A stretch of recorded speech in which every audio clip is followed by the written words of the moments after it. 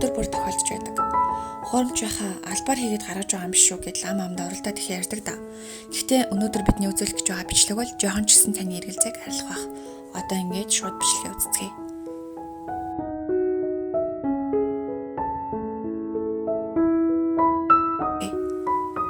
Сүнсэнхүү Мартин Писторис бол чөлөөт веб дизайнер мэргэжилтэй веб хөгжүүлэгч, зохиолч хүн юм. Тэрээр 1975 онд Өмнөд Африкт төрсөн. 12 наснаасаа ямар өвчнөр өвчсөн тодорхой биш байдлаар 14 жилийг ямар ч хөдөлгөөнгүй орон дээрээ өнгөрүүлжээ.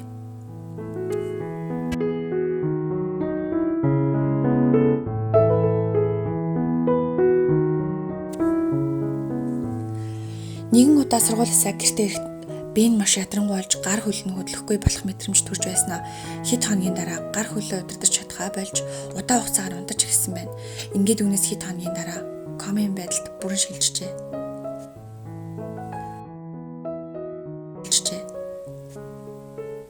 Удаан хугацаанд хэвцсэн учраас эмч нар хүүг ухаан арахгүй бол гэрт нь байлгаж байгаад сүүлчийн замд нь өдөх бэлтгэлээ хангасан дээр байх гэж ээж аавт нь хүртэл хэлж байж. Тэгтэл хүү үхлийг сөрөн гарахын төлөө 10 гаруй жилийг тэмцэж өнгөрөөсөн байна. Тэрээр хийх хасаа орчинд хязгааргүй юм шиг сэтгэл төрдөг байсан бөгөөд хаашаа ч харсан аврал ирэх утгагүй санагдаж байсан гэж номондоо тэмдэглэн үлдээсэн байдаг.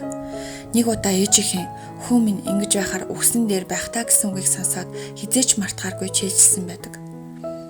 Тэр үед аав нь хүүгээ байнга гасарч хооллож, цэвэрлэж, ямагт хажууд нь байж хүүгээ басгахын төлөө тэмцэж ирсэн байна.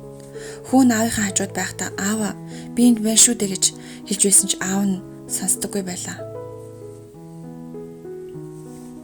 Тэрээр 16 наснаасаа ухамсаран сэргэж 19 наснаасаа ухамсараа бүрэн олж авч чадсан боловч хараанаас бусд нь бүрэн саажилттай хэвээр л байлаа. Асран хамгаалагч Вернагийн түүний үгэнд хариу үйлдэл үзүүлэхийн тулд нүдэ аних үйлдэл ашиглаж байгааг анзаартал тэр бусад хүмүүстэй харьцах боломжгүй байв. Түүнийг Петрокийн их сургуулийн өргөжүүлэх болон бусад харилцааны төвд шинжилгээнд хамруулахаар явуулсан бөгөөд тэр эргэн тойрныхон талаар ухамсартай мэддэг гэдгээ баталж чадав.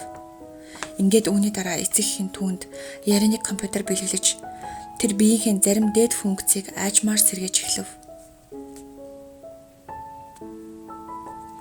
2008 онд тэрээр эгч Кимихийн тусламжтайгаар эхнэр Жонатагаа танилцж 2009 онд тэд гэрлэжээ.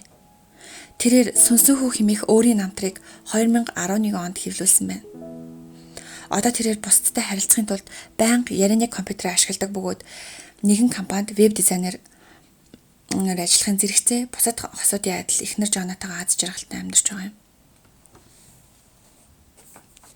Амьдрал гэдэг ямар үнэтэй болохыг хэн нэгэн ойлгоогүй байж болно.